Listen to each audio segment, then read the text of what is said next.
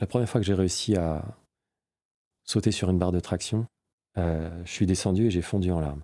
Et j'ai fondu en larmes, pas parce que c'est un accomplissement dont les autres ne sont pas capables, pas parce que c'est quelque chose de rare et qui en met plein la vue, mais c'est parce que tellement de barrières étaient abattues et il n'y a que ce rapport très personnel au chapitre de notre histoire qui nous offre les plus belles émotions.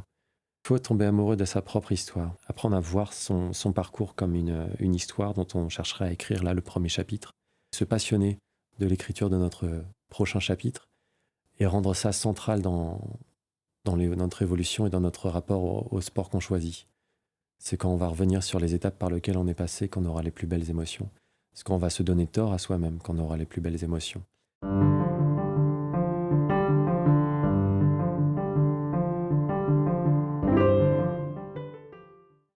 On sait tous aujourd'hui que c'est important de prendre soin de soi, de faire du sport, de trouver de la force à tout âge, que c'est vraiment une condition pour être en bonne santé, mais aussi pour avoir confiance en soi. Mais malheureusement, ce qu'on propose le plus souvent, faire de la musculation, juste courir, le fitness, est à la fois, pour beaucoup d'entre nous, répulsif et pas très efficace. Dans cet épisode de dialogue, je reçois Brieux Le Dantec, dont le livre fait un événement. Il renouvelle complètement la manière dont on a de penser comment se mettre en mouvement. Vous allez voir, c'est stupéfiant. Moi, je suis complètement secoué. Ce livre a été une vraie révolution. Alors, je suis vraiment content de le partager avec vous. Vous allez être déconcerté parce que vous allez apprendre et soulagé parce que vous allez découvrir qu'on peut trouver de la force, gagner en force, de manière beaucoup plus intelligente, beaucoup plus joyeuse, beaucoup plus libre. Bonjour Brieux. Bonjour Fabrice.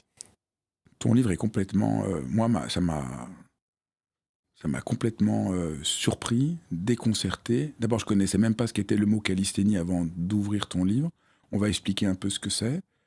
Et ton parcours, alors évidemment, moi je me suis un peu retrouvé, parce que quand tu étais enfant, tu n'étais pas du tout doué en sport. Donc aujourd'hui, voilà, tu publies un livre sur une approche tout à fait singulière du corps, d'une certaine manière de, je sais pas comment on pourrait dire, de se muscler, De se connecter à son corps et d'apprendre des capacités physiques qui nous sont au préalable inconnues. C'est ça la calisthénie, effectivement. C'est pas juste une méthode de développement musculaire, ça c'est plus un à côté bonus. C'est avant tout une manière de développer des capacités physiques que l'on ne possède pas, en utilisant seulement son corps, le sol, éventuellement un mur, quelque chose auquel s'accrocher, des choses très simples. Et c'est aussi une manière de se connecter à son corps par la force de manière très efficace et définitive. Et effectivement, enfant, c'est ça qui n'a jamais cliqué chez moi. J'ai grandi enfant, puis adolescent, puis jeune adulte en étant toujours exceptionnellement nul en sport. Je me suis essayé à tout un tas de sports. J'avais des parents dans le médical qui m'ont quand même initié au sport pour ma santé, etc. J'ai suivi le même cursus que tout le monde, primaire, collège, lycée, très classique. Il y avait même des cours de sport dans mes études supérieures. Donc, tout était fait pour que un éventuel sportif puisse naître. Mais j'ai toujours été remarquablement mauvais, dénué de coordination, et je me suis toujours senti, surtout passé l'enfance, comme un habitant étranger à mon propre corps, comme si un robot de chair un peu décevant, un peu malhabile, transportait mon esprit, et qu'il y avait toujours cette dichotomie entre les deux. Et j'ai traîné ça pendant longtemps jusqu'à découvrir la calisthénie, effectivement. La calisthénie, voilà, ce que je découvre en te lisant, c'est génial pour tout le monde. Il y a quelque chose qui prend les gens là où ils sont. Il ne faut pas avoir un don. C'est-à-dire, pour être un bon footballeur, il faut avoir un don. Il faut avoir un truc, une sorte de génie. Pour être un bon tennisman, il faut avoir un don. Mais là, la calisthénie, c'est quelque chose qui est très, très naturel et très proche de nous. Et c'est quelque chose qui réveille des sensations que tout le monde peut avoir. Et effectivement, il y a toujours une manière de s'y accrocher. Quand on regarde ça au plus haut niveau, on a l'impression que c'est vraiment inaccessible. On voit des gens virevolter, on voit des gens défier la gravité, on voit des gens capables de, même juste des tractions. c'est quelque chose auquel les gens sont très hermétiques, qui implique beaucoup de force et qui au final est assez méconnu dans la manière dont il faut les apprendre. Mais c'est une discipline effectivement qui est très accessible, déjà par son coût parce qu'elle ne coûte absolument rien. Elle peut être pratiquée partout, elle peut être pratiquée chez soi, à n'importe. C'est très facile à caser dans un planning moderne et c'est très facile à caser et même sur son lieu de travail, à caser chez soi. Moi, je l'ai fait beaucoup proche de mon travail, je l'ai fait dans la rue, je l'ai fait dans ma chambre. Donc il y a ce côté-là et il y a aussi le fait que on va apprendre à ressentir de façon plus efficace ce qui se passe en nous pour en avoir un meilleur contrôle.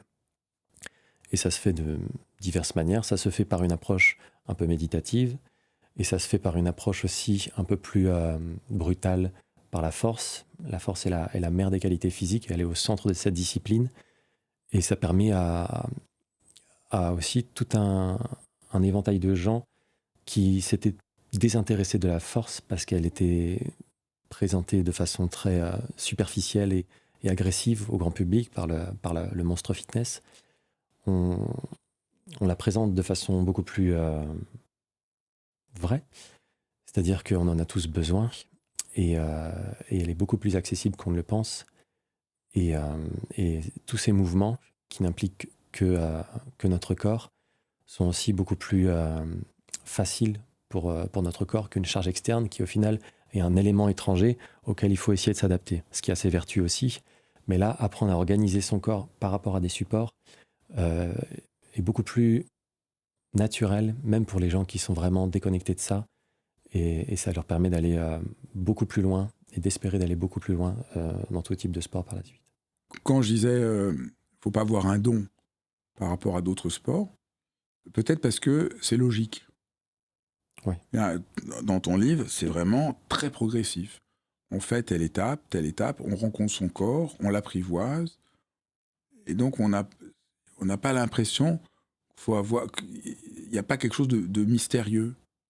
Non, tout à fait. Ce sport est là depuis des millénaires et au final, je fais juste remettre au goût du jour ces progressions qui ont toujours été là, qui sont effectivement une évidence et qu'on nous fait oublier au profit du gadget, au profit de la machine, parce que c'est ce qui rapporte de l'argent et ça n'en rapporte rien, pas du tout. Mais effectivement, il suffit de trouver un support très simple et le tirer vers soi avec les pieds à terre et à partir de là, en étant de plus en plus horizontal, on gagne en force et à partir de là, on peut ensuite apprendre à se suspendre à un support. À partir du moment où on arrive à se suspendre à ce support, on peut apprendre peut-être à démarrer en haut, à lever les jambes pour se laisser tout simplement descendre et essayer de gagner en force comme ça. Ce sont que des choses qui sont au final effectivement très simples, très logiques, mais dont on a perdu un peu la trace au profil effectivement du gadget et de ce genre de choses.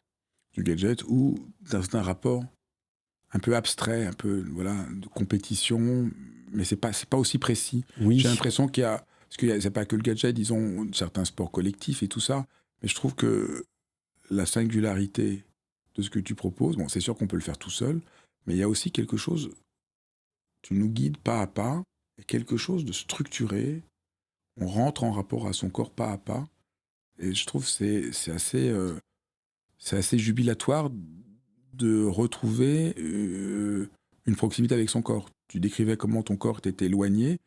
Et là, c'est pas juste qu'on utilise son corps. Beaucoup de sports, on a l'impression qu'on va savoir utiliser son corps. Mais là, c'est vraiment comme s'il fallait habiter son corps pour trouver la force. Je sais pas si c'est juste ou pas. Si, tout à fait. Mais c'est parce que j'ai eu la chance, entre guillemets, d'en être si déconnecté qu'aujourd'hui, dans le livre, les choses apparaissent aussi autant étape par étape. Parce que toutes ces étapes, j'ai dû les traverser. Et ça commence effectivement par des choses très simples, comme quelque chose de très méditatif, où juste on va commencer à faire attention à ce qui se passe. Ensuite, il va y avoir un travail sur la méditation, sur la respiration. Ensuite, il va y avoir un travail sur la chaîne abdominale, sur les fléchisseurs des hanches, sur ce que j'appelle la clé de voûte de tous les mouvements complexes. Et à partir de là, on va s'éloigner un peu plus. En fait, on démarre de quelque chose de très intérieur. Petit à petit, on va vers des choses de plus en plus complexes pour au final apprendre à faire des mouvements qui impliquent tout le corps et impliquent qui dégagent en tout cas une certaine virtuosité, mais qui sont beaucoup plus accessibles qu'on ne le pense. Et aujourd'hui, de plus en plus de pratiquants le montrent et font passer mon aventure pour au final quelque chose d'assez anecdotique. Il y a vraiment des héros du quotidien qui arrivent à aller très loin. Je vois des grands-pères faire le drapeau humain devant leurs petits-enfants. Un homme de 67 ans m'a envoyé une photo où il faisait le drapeau humain. Donc voilà, ses pieds ne touchaient pas le sol, il était parfaitement droit. Et il le faisait devant ses petits-enfants. Et les gens m'épatent comme ça. Mais c'est parce qu'on a un peu oublié effectivement juste les mécanismes naturels de notre corps. On les a un peu rejetés voilà, au profit de peut-être d'une façon de s'entraîner qui était plus centrée sur la compétition, qui était plus centrée sur des recherches assez superficielles de développement musculaire et d'apparence, où le corps est très segmenté en parties séparées, alors que là, on va constamment vers rappeler que le corps fonctionne en unité. On va développer certains mécanismes, mais on va toujours faire en sorte que tout travaille ensemble par la suite. Si à un moment on va se concentrer sur le tronc, c'est pour ensuite qu'ils rejoignent la respiration, qu'ils rejoignent le reste, qu'ils rejoignent la concentration, qu'ils rejoignent aussi le mental.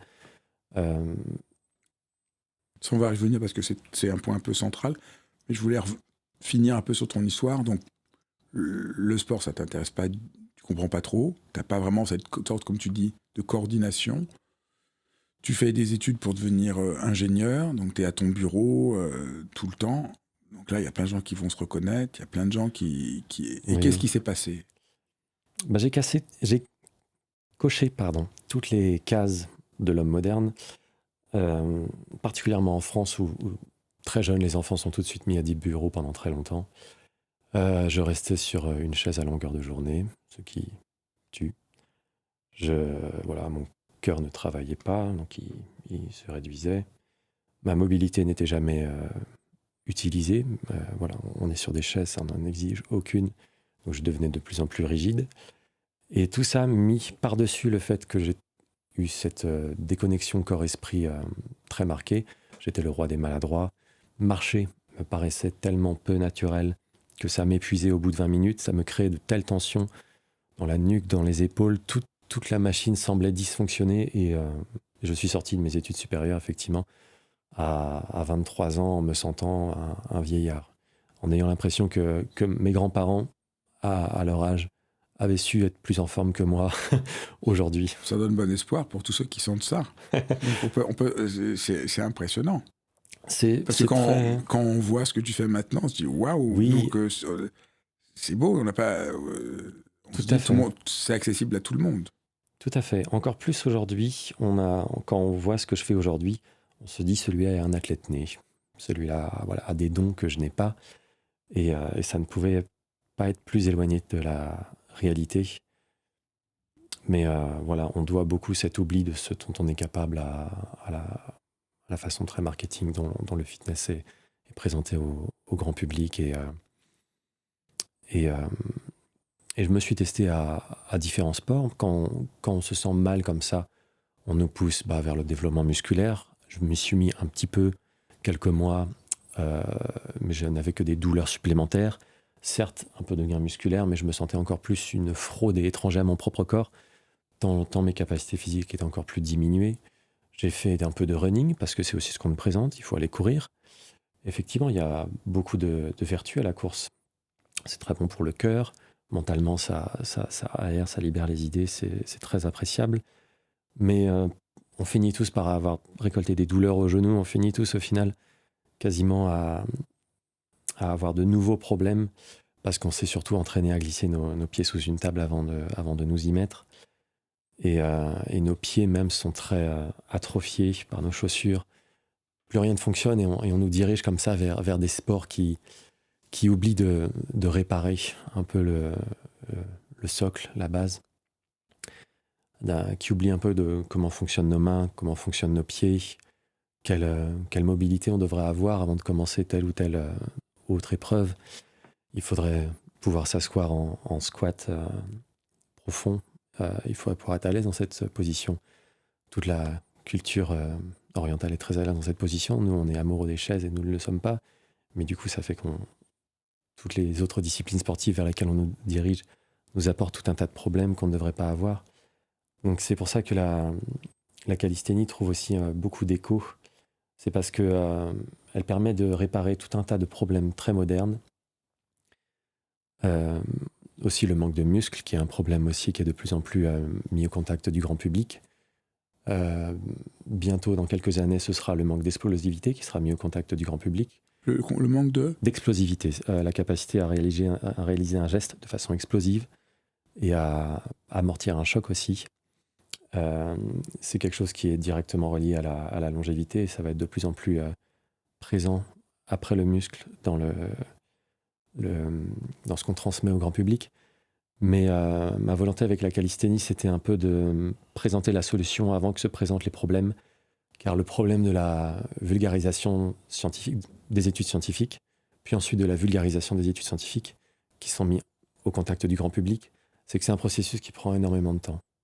Et il y a des choses que l'on sait, que l'on sent depuis très longtemps, mais qui mettent du temps à trouver écho à cause de tout ce processus. Comme quoi, par exemple ?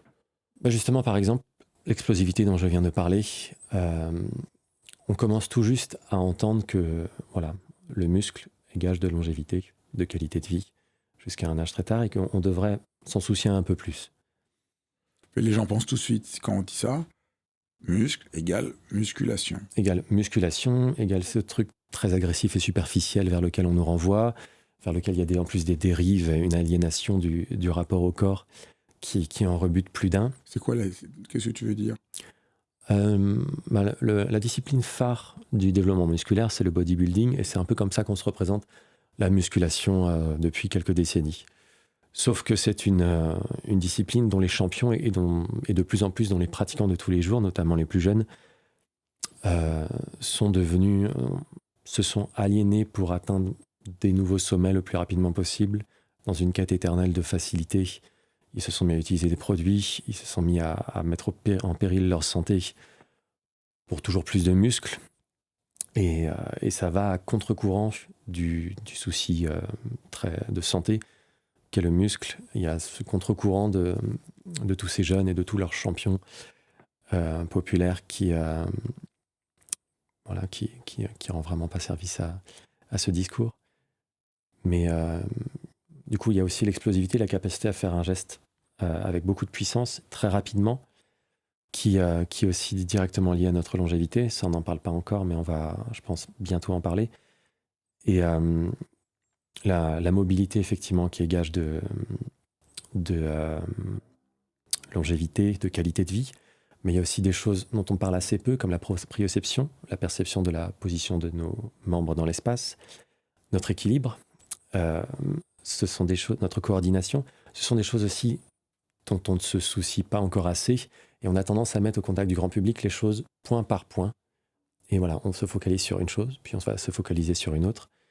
Alors que ça serait bien que les gens aient des outils qui leur permettent de tout couvrir, et de tout couvrir sans s'en rendre compte vraiment. De couvrir le muscle, de couvrir la coordination, la proprioception, l'équilibre, la mobilité. Toutes ces choses qui vont devenir très importantes plus tard, parce que tout le monde finit par se retrouver face à ses limites, et ces limites se rapprochent de plus en plus de nos jours.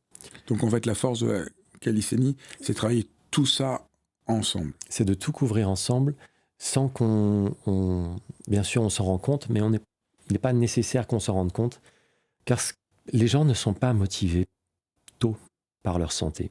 Ils ne sont pas motivés tôt par leur qualité de vie, ils ne sont pas motivés tôt dans leur vie par toutes ces choses qui deviennent primordiales une fois qu'ils sont mis le nez devant leurs limites ou devant de vrais problèmes de santé.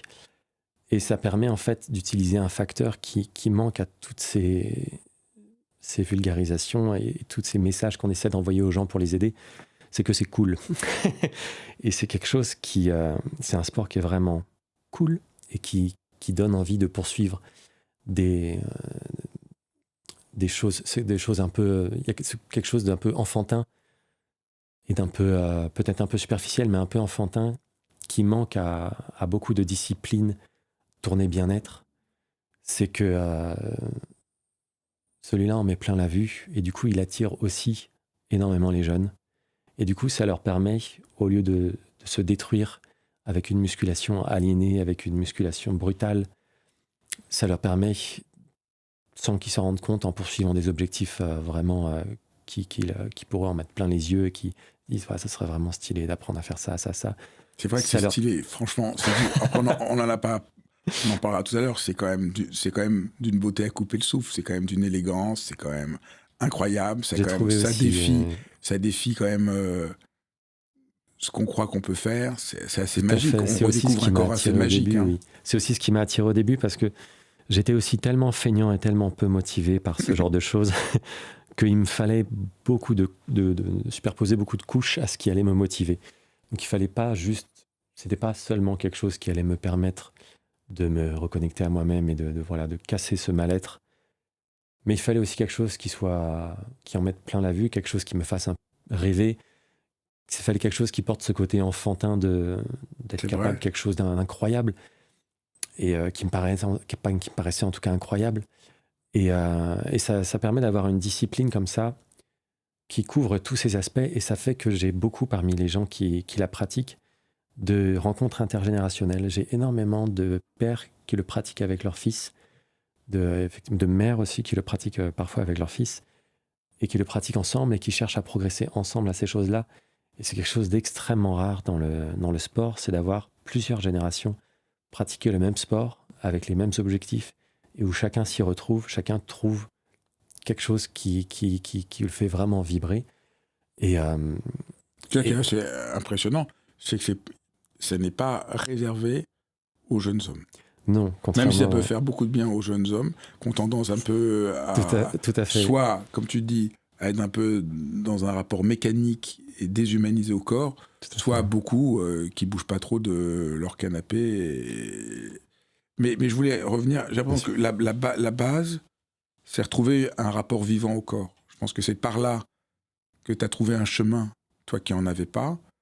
Et je crois que c'est un peu le début. Et même les premiers exercices, c'est comment retrouver un rapport vivant à son corps, pas un rapport instrumental à son corps. Et au fond, moi, c'est ça qui m'a gêné quand j'étais enfant. J'avais l'impression que le sport, c'est un truc instrumental, c'est instrumentaliser mon corps. Alors comme j'étais hypersensible, je trouvais ça déshumanisant, ce rapport instrumental. Et ce qui m'a frappé dans ton propos, c'est qu'on commence tout de suite par habiter son corps, par sentir son corps. Ce que tu disais, la dimension méditative. Donc après, je me suis dit, c'est pas pour rien que ton approche m'intéresse, moi qui me suis consacré à la méditation. Mais à première vue, je pense que les gens vont pas voir quel rapport entre la méditation et ce rapport au corps si puissant, mais j'ai l'impression que ça commence quand même par là. Oui, je peux peut-être sans doute l'expliquer par mon expérience personnelle.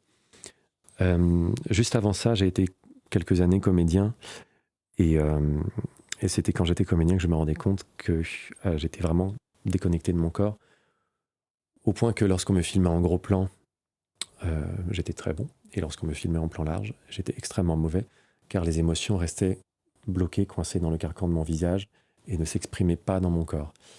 Et du coup, mais on nous met beaucoup au contact de la méditation quand on est comédien, parce que c'est un outil très utile pour eux.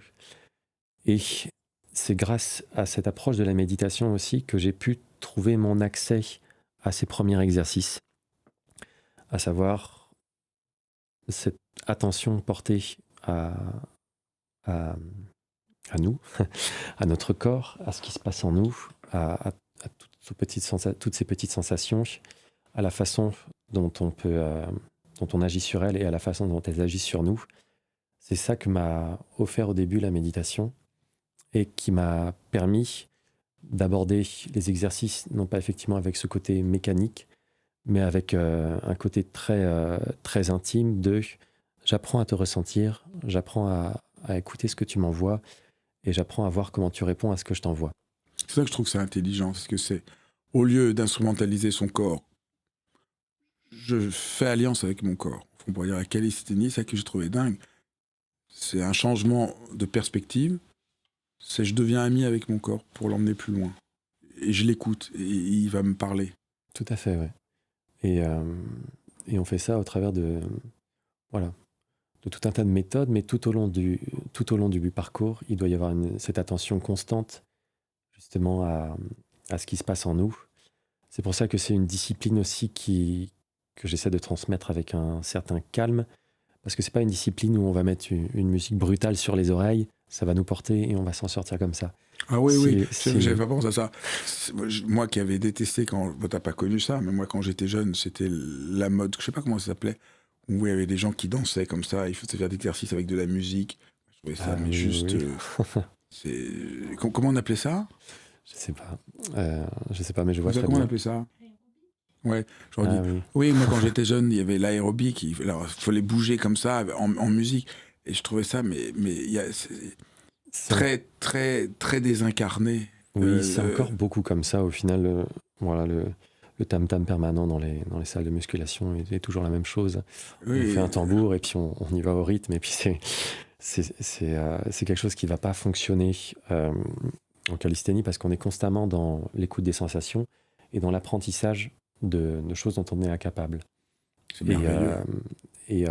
Alors que pour les exercices de musculation traditionnels, l'esprit est surtout occupé à encaisser des signaux très violents, savoir la lactique, la douleur musculaire, ce genre de choses, et on apprend juste à les encaisser de mieux en mieux. Là, certes, il y a ça, mais au travers de ça, il y a une écoute à constamment avoir et un effort de concentration sur son corps à constamment avoir. Et au final, c'est un peu une méditation de l'extrême où, au travers de signaux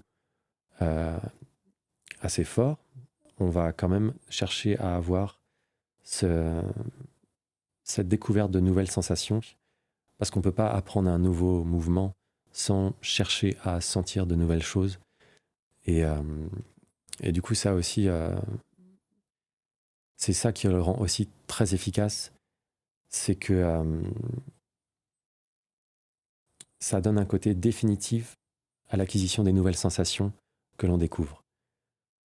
J'ai beaucoup découvert de sensations de façon très éphémère, avec certains exercices de méditation, avec certaines pratiques de sport auxquelles je me suis essayé brièvement. Mais là, le fait qu'il y ait mélangé à cette écoute méditative, que ce soit mélangé avec énormément de force et énormément de tension musculaire, fait que les deux s'imbriquent et restent définitivement. On n'a plus à revenir dessus. Les sensations que j'ai, la proprioception que j'ai, l'écoute de mon corps et la perception de mon environnement que j'ai aujourd'hui, je n'ai plus à m'en soucier, à revenir dessus. Elles sont acquises et je pourrais m'arrêter complètement aujourd'hui. Elles seraient toujours là. Et c'est ça aussi qui m'intéressait énormément dans cette discipline, c'est que les acquis cardiovasculaires de la course, par exemple, on arrête, on les perd. Les acquis de la salle de musculation, développement musculaire, on arrête, on les perd. Là, les acquis dans la perception de notre corps et dans la façon dont notre système nerveux réagit, on les a et il va toujours en rester quelque chose. La discipline est difficile, mais elle nous change à vie. Et c'est ça aussi qui m'a beaucoup attiré là-dedans. C'est que j'avais l'impression d'être coincé pour m'en sortir, pour me sentir bien avec mon corps, à toujours devoir prêter attention à lui constamment, qui est ce dialogue, qui est formidable, qui est très bénéfique. Mais ça restait quand même un effort quotidien. Et dès que j'arrêtais, je revenais en arrière. Et là, cette discipline m'a vraiment permis de pièce par pièce, puis en une unité, de me connecter à mon corps et même d'aller au-delà, avec les figures plus avancées, de me connecter à mon environnement. Et ça m'a permis d'acquérir un niveau de détente et un niveau d'harmonie. C'est ça qui est très surprenant pour les gens, c'est on augmente la force, mais on augmente la détente. Alors qu'on a vraiment le message général que la musculation et la force demandent l'attention, le contrôle. Et c'est vraiment, moi, un peu la première fois que je voyais Ouais. quelque chose qui soit à la fois précis, exigeant, vraiment, il y a même une certaine intensité, mais en même temps, dans une forme de très grande détente. Oui, cette perception ce qu'on apprend à tendre, on sait le détendre. Et il est plus facile d'apprendre à tendre quelque chose pour le détendre par la suite qu'apprendre à détendre quelque chose qu'on n'a jamais vraiment su contrôler. Et, mais ça surprend parce que la musculation d'aujourd'hui a tendance à ne pas vraiment respecter la mécanique du corps, à segmenter les choses, et au final, on tend des mécanismes sans savoir les faire fonctionner ensemble, et du coup, euh, l'appareil de notre corps ne sachant pas s'organiser en une unité, il ne sait pas non plus se détendre juste tout d'un coup. Donc là, tu as dit plein de choses extrêmement importantes. Il faut qu'on revienne là-dessus parce que c'est très précis. Donc la calisthénie, le mot, c'est la beauté de la force. Donc c'est une réconciliation avec la force. C'est apprendre la force. Ça, peut-être, il faudrait remontrer bien que la force, c'est pas toujours la brutalité. Donc là, il y a vraiment... Mais aussi ce que tu dis, sur lequel on est passé un peu rapidement, mais qui est central, c'est qu'il s'agit d'avoir un corps unitaire. Et que dans la musculation, on muscle une partie du corps après une partie du corps. Tandis que là, on perd jamais l'unité. Et ça, c'est assez rare qu'on perde jamais l'unité. Donc peut-être on peut articuler les deux. L'unité et une manière de comprendre que la force est fondamentale. C'est fondamental de sentir qu'on est fort. Parce que quand on se sent faible, on ne peut pas avancer, on est fragile. À tous les niveaux, physiquement, psychologiquement. Donc là, Tout à fait. Il y a, pour l'aspect physique, effectivement, dès le début, on cherche à apprendre à toujours se concentrer sur le corps comme une unité. Et si on va se concentrer sur un segment, c'est toujours ponctuellement pour l'intégrer à cette unité et faire en sorte qu'il rejoigne les rangs et que tout fonctionne mieux ensemble. Et ça permet d'avoir des pratiquants qui semblent beaucoup plus forts, qui sont beaucoup plus forts qu'ils n'ont l'air de l'être. Tout simplement parce que tout fonctionne en une unité, tout fonctionne en harmonie. On a des pratiquants de calisthénie qui parfois ne payent pas de mine, qui peuvent rentrer dans une salle de musculation sans jamais s'y être préalablement entraînés, et qui vont parfois être meilleurs que les pratiquants aguerris. Tout simplement parce qu'ils ont effectivement appris à systématiquement faire que chaque mouvement implique tout le corps. Et c'est ça la force sans la brutalité. Pardon ? C'est ça la force sans la brutalité. C'est pas brutal parce que ça vient de l'unité du corps. Tout à fait. On a tendance à placer des charges extérieures sur un corps que l'on segmente et ça génère des déséquilibres et puis une approche de la musculation qui en fragilise parfois plus qu'elle ne renforce. Et on le fait d'une manière aussi qui permet de centraliser l'effort de tout le corps au travers de ces mécanismes les plus efficaces, à savoir le tronc. On fait en sorte que beaucoup de choses partent du tronc pour aller vers les membres, alors qu'on a tendance à visualiser souvent un sport où on utilise les membres, et bon, le tronc, on a tendance à un peu l'oublier. Donc ça, c'est fondamental. Ça c'est un autre point central. Tout part du tronc, donc tu rejoins là beaucoup de choses qu'on a découvertes depuis une vingtaine d'années, l'importance d'être fort au centre de son corps. Tout à fait, d'avoir la respiration aussi, de prendre le contrôle de son diaphragme, de l'inclure dans l'effort, de la contraction des muscles profonds du tronc, et on apprend à en faire quelque chose de très systématique. Et on apprend aussi, par exemple, si je lève la jambe là, je peux le faire en utilisant seulement les fléchisseurs, et pas du tout incorporer un effort des abdominaux, des transverses, etc. Parce que anatomiquement, on n'a pas besoin de les inclure. Donc pourquoi est-ce qu'on les inclurait? C'est les fléchisseurs. Et c'est une façon de penser qu'on a eu en sport extrêmement longtemps. C'est que si j'ai pas besoin des abdos, je vais pas les utiliser, je vais juste faire ça. Alors que là, on va un peu s'obliger au début, à travers des Travailler les mouvements, abdos et les transverses. à forcer un peu la contraction, à forcer le processus au début, même si ça paraît pas instinctif, ou quand je vais lever la jambe, je vais aussi contracter les abdos et je vais un peu au début forcer ce travail jusqu'au jour où, sans réfléchir, en me disant je lève la jambe, mes abdos tout seuls, là ça m'étonne encore que ça marche aujourd'hui, je suis encore assez étonné parfois de comment mon corps fonctionne aujourd'hui. Mes abdos se sont tout de suite contractés quand j'ai levé la jambe, alors qu'ils ne sont pas forcément utiles. Et c'est un Mais peu là, tu insistes beaucoup dans le livre. Tout Il à faut fait. apprendre le gainage.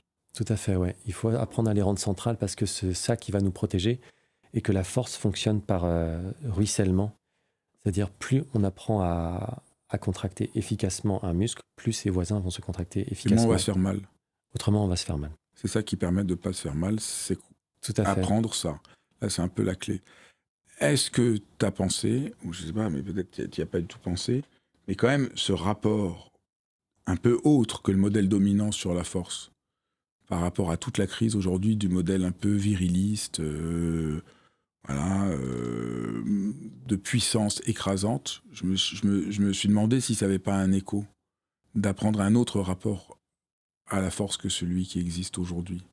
Mais je me suis jamais reconnu dans celui qui existe aujourd'hui. Je pense que c'est pour ça que j'ai été si longtemps réfractaire à la musculation et au sport. Effectivement, c'est que quand je m'approchais du monstre fitness, je l'appelle comme ça, je me sentais agressé et, euh, et parfois même insulté par, par des hommes qui en avaient un rapport très superficiel.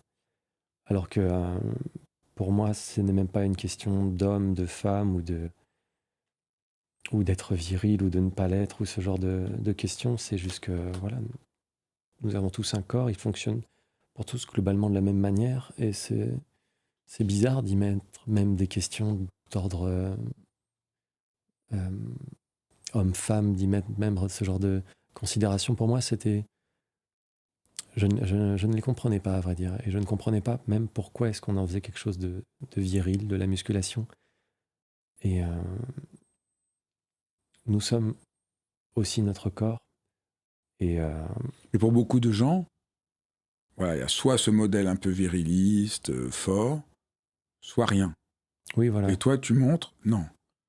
Entre ces deux extrêmes, il y a un rapport réel à la force, qui est un rapport vivant, qui n'a rien à voir avec la brutalité, qui est une vraie puissance du corps et qui débouche sur une vraie force. Parce qu'au fond, ce que les gens appellent force, c'est une force tout à fait, au fond, sommaire, un peu mécanique. Tout à fait. En apprenant à contrôler son corps, on apprend aussi par là à se contrôler soi-même. On apprend à se découvrir soi-même. Et la force que cela induit est bien sûr physique, mais aussi le voyage qu'on entreprend dans la calisthénie pour découvrir ces sensations crée une force beaucoup plus, je pense, mentale, beaucoup plus saine que celui du fitness traditionnel. Et on est constamment dans la découverte de soi et on apprend constamment à repartir de zéro.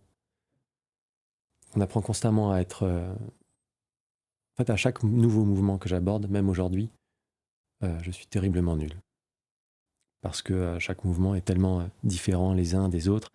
On apprend perpétuellement à se sentir nul et on apprend perpétuellement à évoluer à partir de là, à apprendre. Et quand on a appris, on passe à un autre. Et c'est ce cycle perpétuel d'apprentissage, où on n'arrête jamais d'apprendre au final, qui finit aussi par nous rendre très puissants dans la vie, bien plus que ne l'aurait fait la répétition mécanique des mêmes mouvements toute notre vie, Car en muscu, c'est ça, on va dans une salle et les mouvements qu'on fait le premier jour sont les mouvements qu'on fera le dernier jour. On se contente de rajouter du poids. Et là, le fait d'être à chaque nouveau mouvement, de se sentir perdu et de petit à petit rassembler des nouvelles choses pour apprendre quelque chose qui n'était pas là et en faire un processus répétitif, faire que c'est ça le sport, c'est ce processus de constant apprentissage et on se jette de nouveau dans le bain, on se noie, on apprend à nager et on recommence perpétuellement. C'est pour moi, c'est ça qui m'a beaucoup apporté aussi euh, dans la vie de tous les jours. Le fait d'être plus attentif effectivement à moi-même, à ce que je ressens, mais aussi le fait de constamment chercher à apprendre, de jamais avoir peur d'apprendre, de jamais avoir peur de rien connaître à quelque chose et d'être perdu dans quelque chose. Et, et aussi le fait que la plupart de ces figures, même les premières, les tractions par exemple, semblent inaccessibles à tout le monde, à énormément de gens. Moi, les tractions me paraissaient inaccessibles quand j'ai commencé. J'avais jamais su en faire et je me disais déjà que si j'arrive à faire des tractions, je me serais déjà prouvé quelque chose à moi-même parce que j'étais persuadé d'avoir un blocage au niveau des omoplates ou d'avoir quelque chose une physiologie particulière qui fait que j'y arriverai jamais. Et de me prouver tort à moi-même et de faire d'une habitude de me donner tort à moi-même a fait que ça a ouvert tous les horizons dans la vie en général. Et je pense que on ne trouve pas ça dans la musculation traditionnelle. C'est que... Le contrôle, tu dis, dans la calisthénie, le contrôle moteur est plus complexe. Oui. Il y a une manière trop simplifiée dans le fitness. Oui, c'est très segmenté. D'ailleurs, beaucoup ne daignent même pas s'intéresser aux abdos et vont directement chercher à faire gonfler telle ou telle partie de leur corps. Alors que là, on respecte vraiment la mécanique du corps et son unité. Et on apprend en fait à être tout simplement plus efficace. Je ne sais pas si j'ai répondu à ça. Si. Comment on fait dans notre monde pour sortir de la comparaison permanente ? Il faut tomber amoureux de sa propre histoire. Personne ne va partir du même point de départ. Donc déjà, il n'y a pas de vraie raison de se comparer. Déjà, le premier chapitre n'est pas le même. Et personne non plus ne va avoir les mêmes objectifs. Et du coup, la comparaison n'a pas vraiment de sens en premier lieu. Ce qu'il faut, c'est vraiment apprendre à voir son parcours comme une histoire dont on chercherait à écrire là le premier chapitre et à tomber amoureux de ce que ça va donner, se passionner de l'écriture de notre prochain chapitre et rendre ça central dans notre évolution et dans notre rapport au sport qu'on choisit. En faire une histoire personnelle et se dire que voilà, peu importe où on va, c'est quand on va revenir sur le parcours qu'on aura les plus belles émotions. C'est quand on va revenir sur les étapes par lesquelles on est passé qu'on aura les plus belles émotions. C'est quand on va se donner tort à soi-même qu'on aura les plus belles émotions. Et la comparaison n'a jamais fait ressentir grand-chose à qui que ce soit. C'est à chaque fois abattre des barrières, et nos barrières sont toutes personnelles, qui nous émeut. La première fois que j'ai réussi à sauter sur une barre de traction, qui était quelque chose que je ne me serais jamais rêvé. Déjà, je me disais que les tractions étaient impossibles, et là, je sautais sur une barre de traction. Je suis descendu et j'ai fondu en larmes. Mais de bonheur, c'est parce que tellement de barrières étaient abattues de ce que je pensais de la vie en général, de ce que je pensais qui était possible de façon générale. Et j'ai fondu en larmes, pas parce que c'est un accomplissement dont les autres ne sont pas capables, pas parce que c'est quelque chose de rare et qui en met plein la vue, mais c'est parce que quelque chose dont moi je m'étais convaincu serait à jamais inaccessible. Et il n'y a que ce rapport très personnel au chapitre de notre histoire qui nous offre les plus belles émotions. Et la comparaison, même si elle sera toujours là, n'offrira toujours que des émotions médiocres et on ne vit que pour nos émotions. Comment on construit une discipline dans notre monde de distraction ?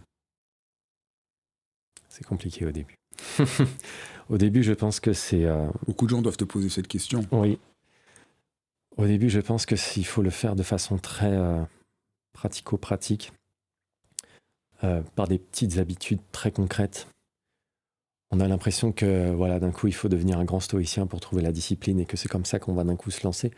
Mais au début, c'est des habitudes très pratiques, comme juste peut-être chercher à faire son lit tous les matins si on ne le faisait pas. Commencer facile en fait, commencer facile et apprendre à conscientiser la mise en place des habitudes. Ça peut être peut-être faire moins d'écran, mettre de côté le téléphone un peu plus chaque jour. Commencer par des choses comme ça qui nous poussent un petit peu dans l'inconfort, mais pas trop, et qui nous éloignent des distractions, mais progressivement, pour se rendre compte qu'on y arrive. Parce que beaucoup de gens se mettent d'un coup trop tout de suite, veulent passer voilà, de la vie qu'ils ont à celle à une vie d'un coup très monastique, et au bout de quelques mois, implosent et n'y arrivent pas. Il faut être assez bienveillant avec soi-même et assez progressif, éloigner progressivement les distractions, se rendre compte comme ça qu'on va mieux, qu'on est plus recentré sur soi-même. Et c'est en ressentant les bienfaits que ça apporte, je pense qu'on finit par avoir l'appétit d'un peu plus de solitude peut-être, l'appétit d'un peu moins de bruit, et qu'on arrive à s'éloigner des distractions pour avoir une vie un peu plus disciplinée. Ensuite, directement pour le sport, je pense que la discipline au début est très difficile à acquérir tant qu'on n'en a pas goûté les fruits. Et les premiers fruits mettent toujours au moins quelques mois à vraiment être palpables. Donc au début, c'est presque un acte de foi qu'il faut avoir. Pour moi, c'était vraiment ça. Au début, je me suis presque fait l'apôtre de la religion brieux. Je me suis dit que voilà, si je m'y tiens quelques mois, il va forcément se passer quelque chose. Il doit se passer quelque chose. Il ne peut pas se passer quelque chose, quand bien même j'étais persuadé que j'y arriverais sans doute pas. Parce que 28 ans de vie précédente et à être nul en sport, à être catastrophique, à être applaudi pour mes humiliations, m'avait enseigné tout l'inverse. Donc c'était un effort presque de foi envers ce résultat futur au début qui m'a porté. Et puis après, quand j'ai pu goûter les fruits de ce travail, et waouh, à travers la calisthénie, même moi, Brieux, j'arrive à évoluer, j'arrive à me sentir mieux et je sens les progrès, je vois les progrès. Là, ça devient beaucoup plus facile parce que la discipline nous a récompensés et on finit par prendre goût aux contraintes qu'elle impose.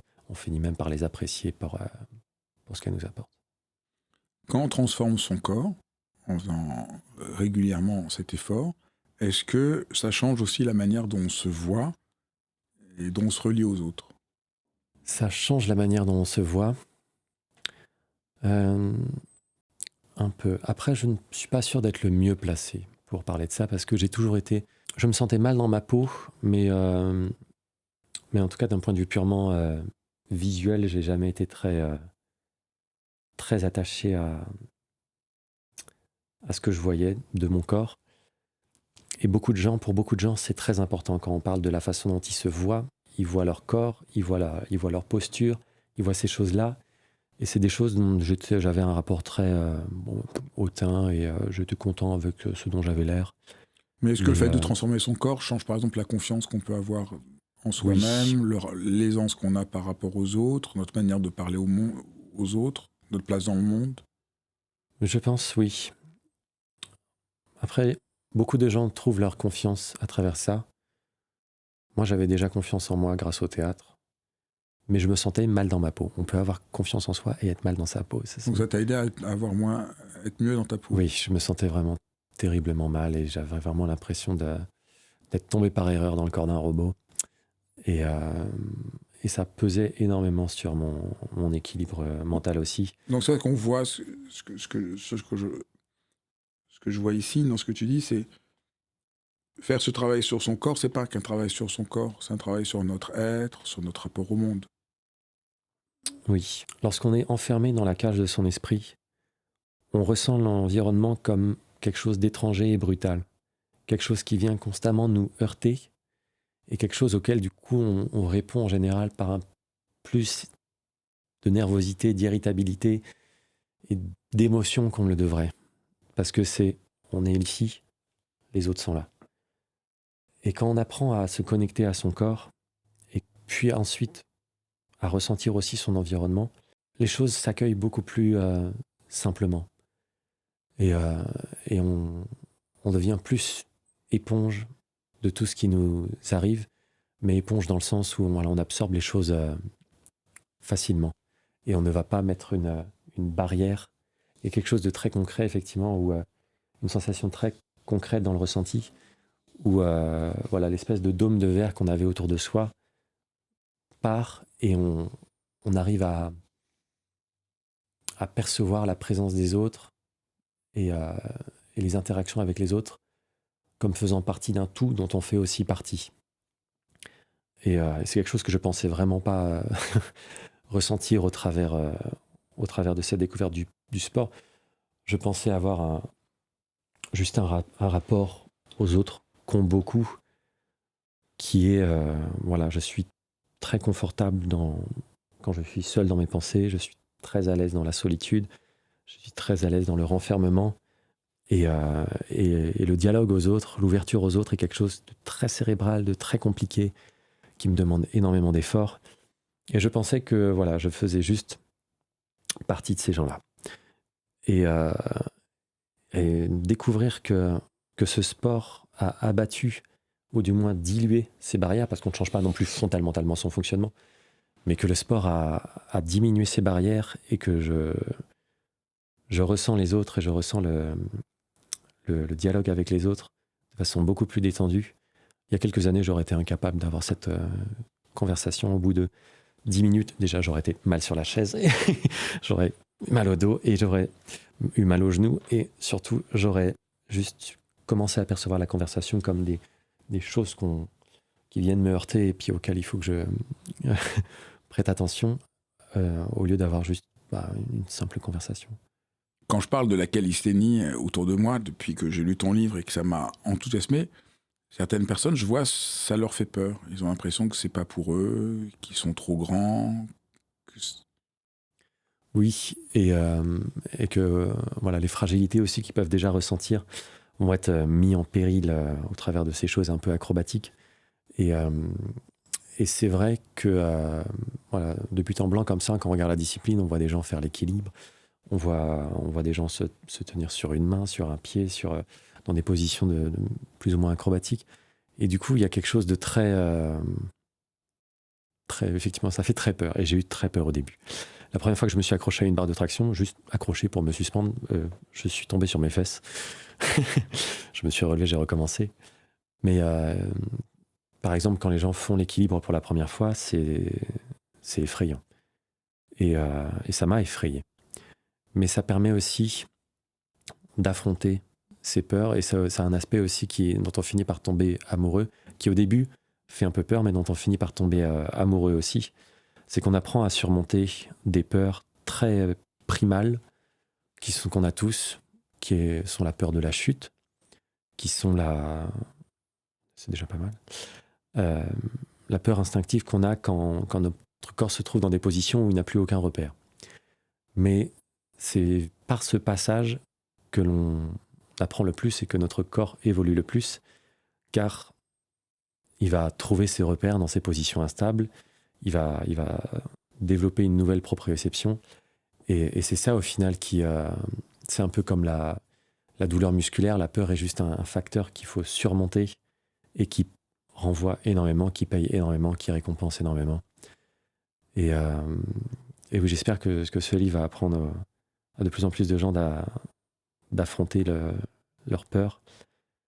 Parce que depuis enfant, on n'a plus l'habitude de se jeter à corps perdu dans tel ou tel mouvement, mais les progressions sont très, très, très instinctives, très, très, très progressives. Plus encore qu'elles ne le sont à la salle où on rajoute kilo par kilo. Là, on s'adapte degré par degré. On change la position de notre corps centimètre par centimètre. Je ne me suis jamais blessé, alors que j'étais le roi des maladroits. Et je ne me suis jamais fait mal, tout simplement parce que j'aborde les choses de façon tellement progressive. À chaque progression, je les fais un nombre de fois tel que je finis par m'ennuyer. Puis j'aborde la suivante. Elle fait un petit peu peur, pas trop parce que j'ai dosé. Et je la répète, et puis je m'ennuie un peu. Il est passé ce frisson qui éventuellement pourrait faire impressionner. Et puis je passe à la suivante comme ça, à la suivante comme ça. Si j'ai appris à faire toutes ces choses, c'est pas en me lançant à corps perdu sous un grand jet d'adrénaline, voilà, et où j'ai tout risqué pour passer à l'étape suivante. C'est vraiment très très progressive et j'y vais centimètre par centimètre jusqu'à ce que voilà, le frisson soit remplacé par l'ennui. Et il y en a beaucoup effectivement parmi les plus jeunes qui se jettent à corps perdu en voulant sauter les étapes et portés par l'adrénaline, qui sont prêts à s'y risquer. Et on ne pourra jamais empêcher les jeunes de faire ça. Mais la meilleure méthode pour eux et pour tout âge, c'est d'y aller vraiment centimètre par centimètre. Et il y a toujours une progression qui nous met dans l'inconfort sans nous effrayer. Merci beaucoup. Merci de ton travail et merci d'aider les gens. J'espère que partout les gens vont découvrir la calisthénie, qu'un jour on enseignera ça aux enfants dans les écoles.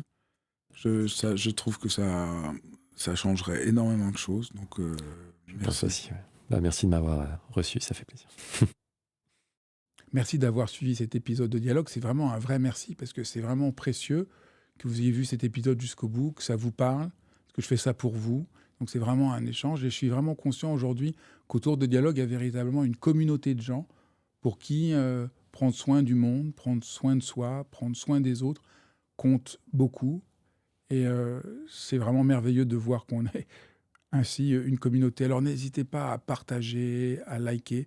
Ça a l'air de rien, mais c'est vraiment très important. Ça participe d'une sorte de contagion heureuse dont notre monde a bien besoin. Je vous embrasse et je vous dis encore une fois merci.